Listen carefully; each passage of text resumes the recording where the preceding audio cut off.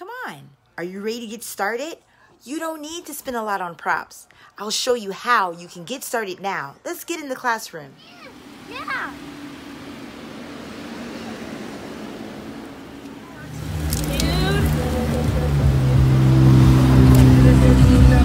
Stop. You got the money?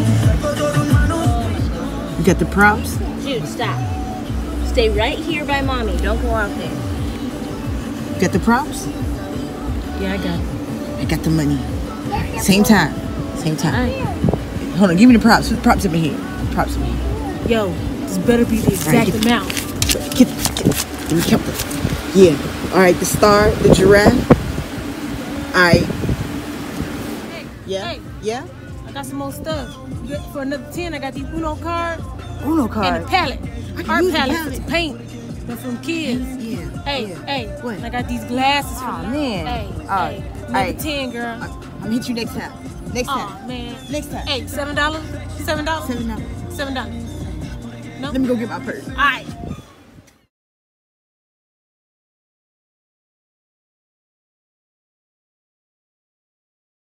Hello. Okay, don't panic. So, you're in the beginning stages of teaching online. You are either in the process of getting hired or you just got hired. You're getting ready to do your interview. There's so many of things that you're getting ready to do.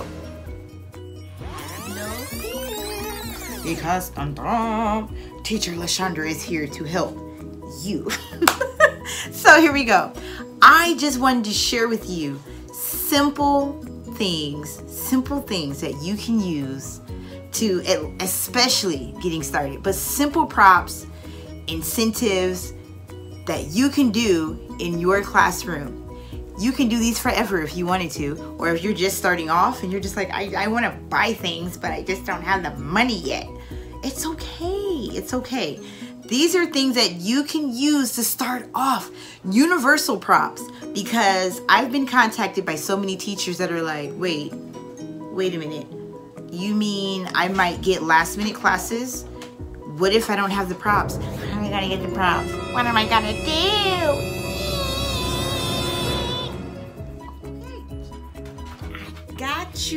I got you. Yes. When you are first starting, you're not going to have regular students on day one.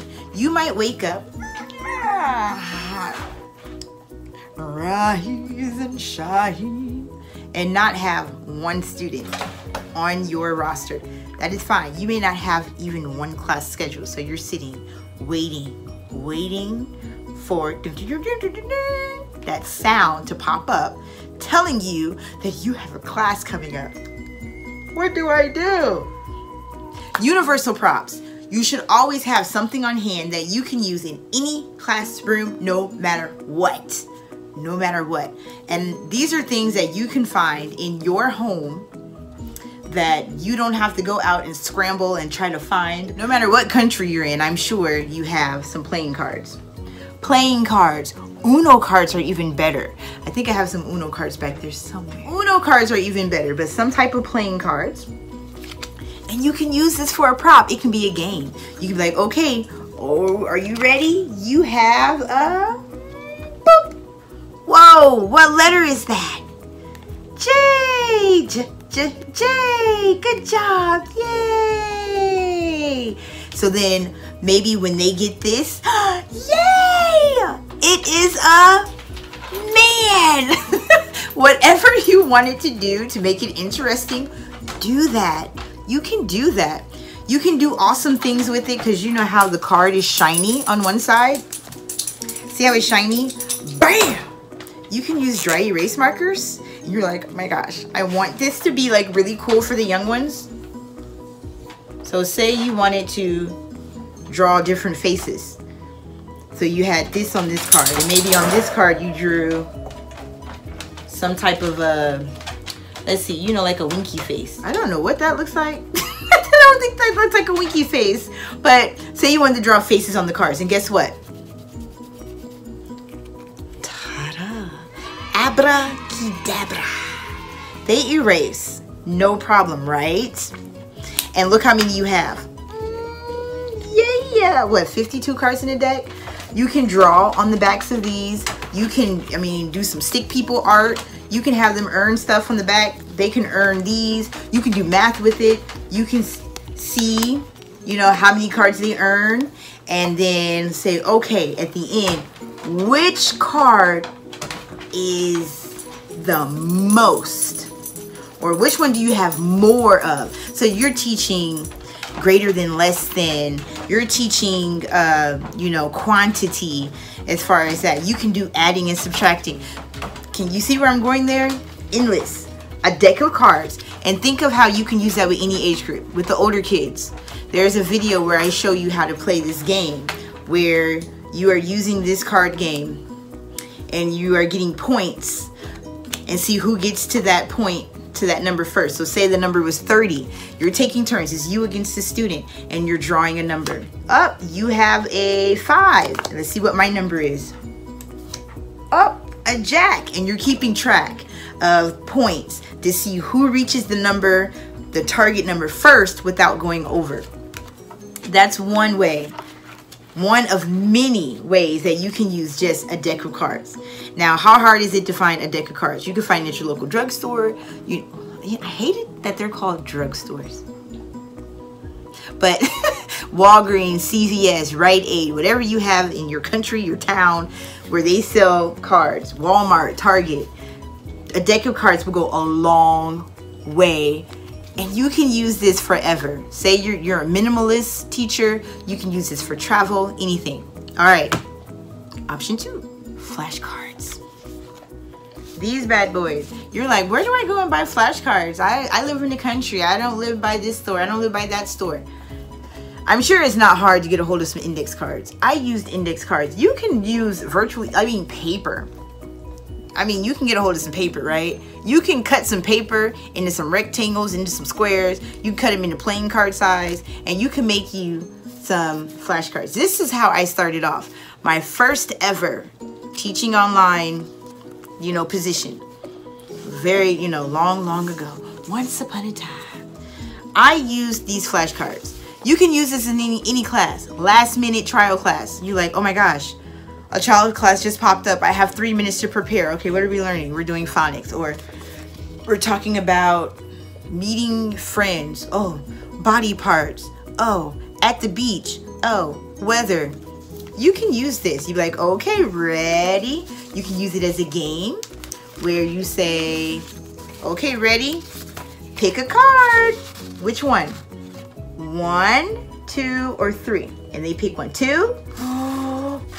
What letter is it? What letter? And then they have to tell you the letter. That can be a game. Or maybe you're doing a warm-up where you're giving them a few letters. Or you're doing your ABCs and you have them in order. A, B, C, D. You see what I mean? You can make your own flashcards. You can create games with flashcards. You can play memory match. How do you play memory match? Well, friends, you need one of these. A whiteboard. So with the whiteboard, you can actually say they're smaller than this. You can use just a little piece of tape. Tape is common in homes. You may not have tape at this moment, but tape is not something difficult to find or expensive. You guys, what I'm trying to get at is you do not need to take out a small business loan to be able to have accessories, props, incentives, whatever you want to call them, to teach online. Especially if, say you just want to buy stuff, that's fine. But starting off, don't feel so overwhelmed because you're not having a lot of time to gather props and supplies. To start off, just focus on being comfortable with the content, with the courseware, and use things that are universal. So with memory match, say you wanted to play a game as one of your incentives, tape the cards upside down, and what I do is I number them. So I might put the number 1, 2, 3, 4, 5, 6, 7. So when I ask them, okay, which one, they tell me the corresponding number. Okay, number 8 and number 4. Does it match? So you can play games with these cards. The whiteboard itself, you guys, whiteboard. Use the whiteboard. You can use the whiteboard to draw numbers. 1,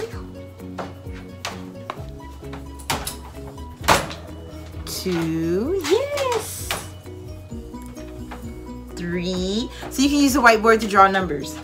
Now when I'm recording this, everything looks backwards, so I don't know if it's going to actually look backwards when I play this back, but I promise you, in the classroom, if this looks backwards on my recording, I promise you, in the classroom, it's going to be flipped for you. So no, it won't be backwards in the classroom. It's going to be the right way when the students are viewing you. They're going to be able to view it the right way. So don't worry if it's showing backwards here. Just, I'm recording this on my phone, so it's showing it, you know, it's showing it backwards, but that's okay. So you're counting 1, 2. Say you want to practice letters, their name. I have a little girl named Sia. So you see, ready? I, Y, A. So yes, you can write on the slide itself. You can use your whiteboard. You can use this for games, for incentives. Today even, I played a game where they had to guess my animal. So I drew a little bit at a time. So I started off like this. This was my animal of the day. I was like, what is that? A potato. It's not a potato. A hat. It's not a hat. Then I added to it. Ooh. Oh, what is it? And they tried to guess. Then I added some more to it. You know, you don't have to be perfect. I mean, if you draw, you know, obviously mine is not perfect, but that is okay. They get the gist. They know you're not an animator. Now, for those of you that are like master animators and you guys can draw like all the Disney characters with your eyes closed, then you go ahead with your bad self. So then I drew a little bit at a time. This is throughout the duration of class. Can you guess what this is? I hope you can right now. And so then I draw like the face. And I'm like, do you know what this is? What is it? And then hopefully you were able to guess. Hopefully my art isn't that bad and you were able to guess that this is indeed a camel.